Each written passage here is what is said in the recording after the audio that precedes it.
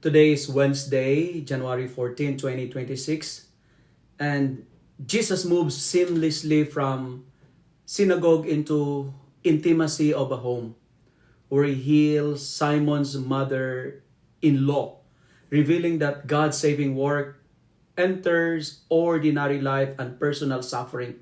Her immediate response, rising to serve, shows that healing is not meant to end with comfort but to lead to loving service. As the crowds gather at the door, Jesus pours himself out in compassion, yet he does not allow success or popularity to define his mission.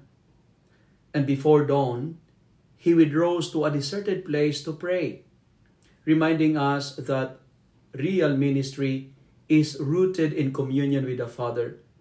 From this silence, Jesus gains clarity and courage to move forward, declaring that he must go to other towns to preach because this is why he has come.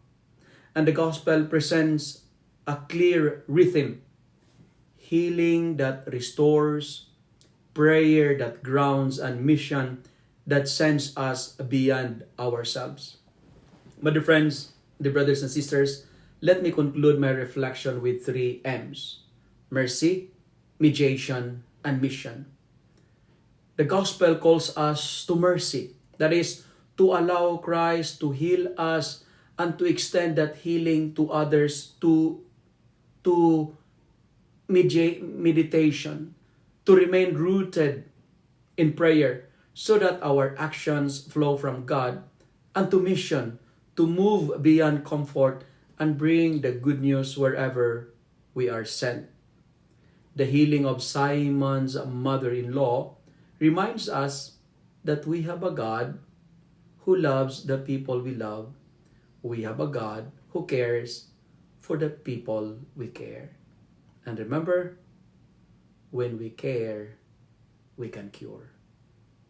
If you love and like this reflection, kindly share it with your friends, share it with your family. Make the Word of God viral so that many will be blessed. Amen.